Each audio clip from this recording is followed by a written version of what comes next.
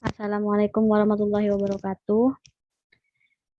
Perkenalkan, nama saya Aidia Hoiria Firdausi dengan NIM 260 dan teman saya Putri Julia Amelia dengan NIM 256.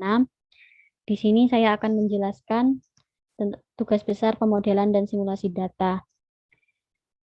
Jurnal referensi pertama dengan judul COVID-19 World Vaccination Progress Using Machine Learning Classification Algorithm. Metode yang digunakan Decision Tree, KNN, Random Tree, dan Naive Bayes.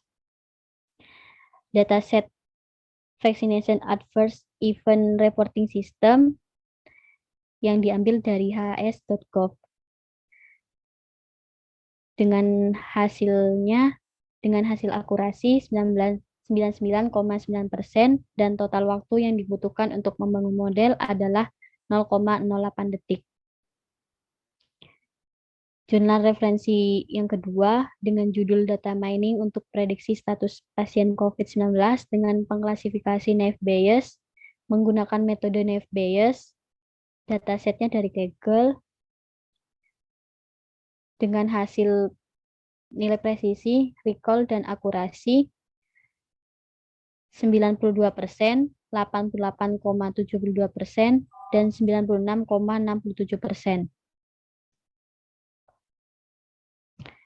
Jurnal progres kita mengambil judul prediksi status pasien COVID-19 dengan menggunakan klasifikasi algoritma pembelajaran mesin, menggunakan metode Naive Bayes, Decision Tree, Logistic Regression, Random Forest, SVM, KNN, dan Neural Nets. Datasetnya dari Kaggle dengan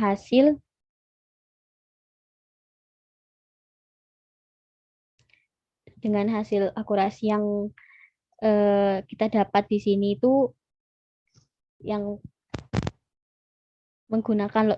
dengan menggunakan logistic regression dan random forest itu tingkat akurasinya lebih tinggi dengan nilai akurasinya 93,45% daripada menggunakan metode yang lain.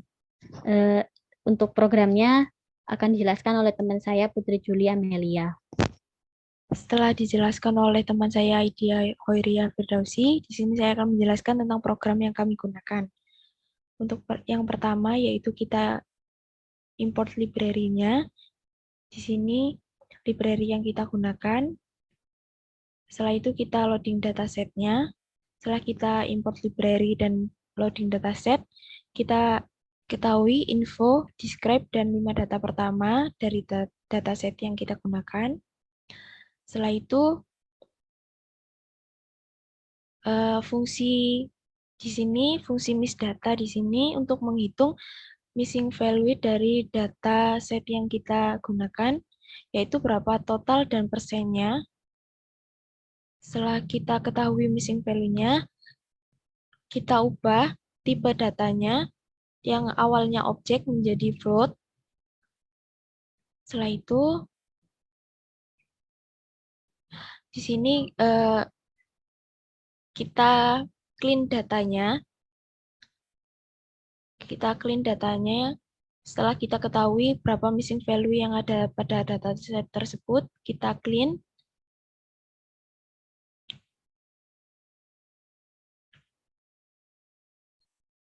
Setelah itu kita tentukan untuk langkah selanjutnya, kita tentukan X dan Y-nya untuk mengetahui X-train, X-test, Y-train, dan Y-test-nya. Di sini untuk hasil dari bar plot menggunakan extra tree classifier dari setiap kolom dan tentunya yang sudah dibersihkan. Setelah itu kita hitung untuk akurasinya nanti. Di sini untuk logistic regression, decision tree, random forest, SVM, KNN, Naive Bayes, dan neural network. Untuk hasil akurasinya kita visualisasikan ke dalam bar plot. Di sini untuk hasilnya dengan metode logistic regression, random forest, dan SVM maupun KNN menghasilkan nilai akurasi yang tinggi yaitu 90,55%.